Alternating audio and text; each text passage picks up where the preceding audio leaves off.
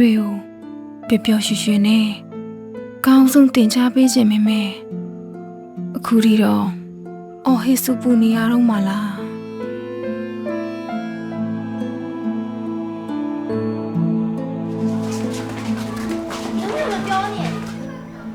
ကလေးတို့ရေစားသိမယ်နော်ဟာငါတပည့်ကိုဆွဲပါနဲ့ဆို အုတ်ကရေငိမ့်ငိမ့်လေးထိုင်ပါဦးဟဲ့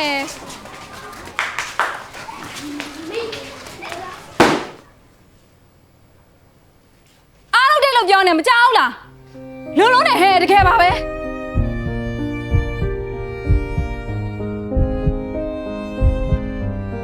မေရဲ့သူတို့မှသမီးစကားနားမထောင်ကြတာသမီးစိတ်တူပြီးစာအုပ်တွေပြစ်ချလိုက်တော့မှပဲညင်သွားကြတာ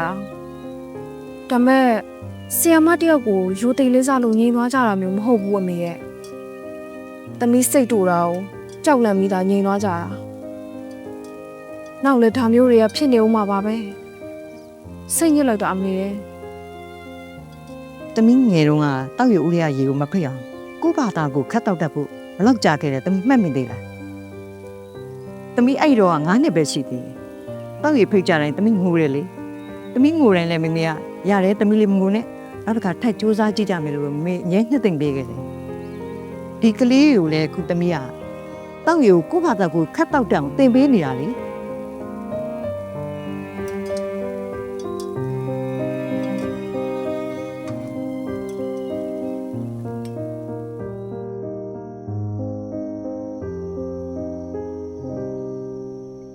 အထူးသဖြင့်ဘဝကိုခလေးတယောက်လိုမျိုးနေခွင့်မရှိတဲ့ပတ်ဝန်းကျင်မှာဆိုရင်သူတို့လေးတွေအခြေခံရဖို့ဂရုစိုက်ခံရဖို့ဟာ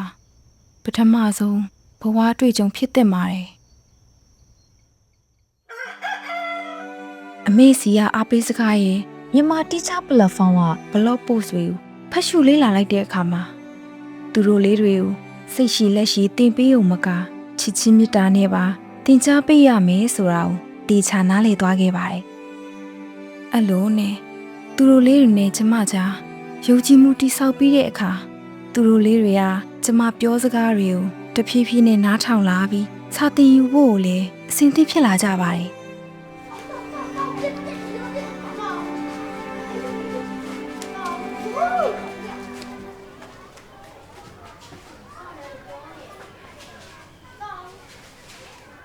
ဒါတော့သမီးတို့ရေတိတ်တိတ်လေးနေမယ်ဒါစာသင်ငန်းကစားခွင့်မဟုတ်ဘူးနော်ကဲရက်ရှိချင်းနဲ့ဥက္ကကြီးဆီယမကိုဒါလေးကုချိတ်ပေးဦးနော်မောင်မျိုးကလက်တဲ့တယ်ကွာ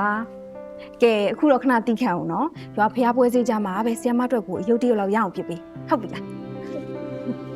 ကိုင်းနေလို့ ဒီမှာကြည့်ပါဦးဝိရသူ့စပင်လှလှလေးစီးရတာကိုတားတော်တော်စော့နေရောသူပဲကြိုက်ပါမလဲတား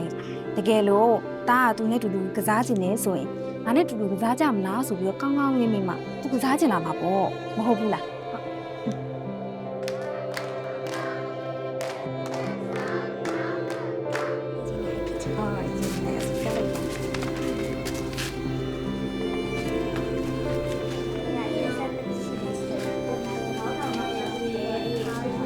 ဘာဆွဲနေရလဲ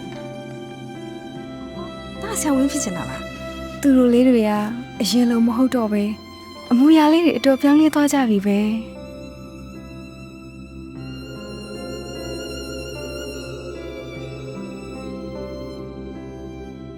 အစင်မပြေမှုတွေကြုံရတဲ့အခါစိတ်ပြည့်အားလျှော့ခြင်းမိရဲ့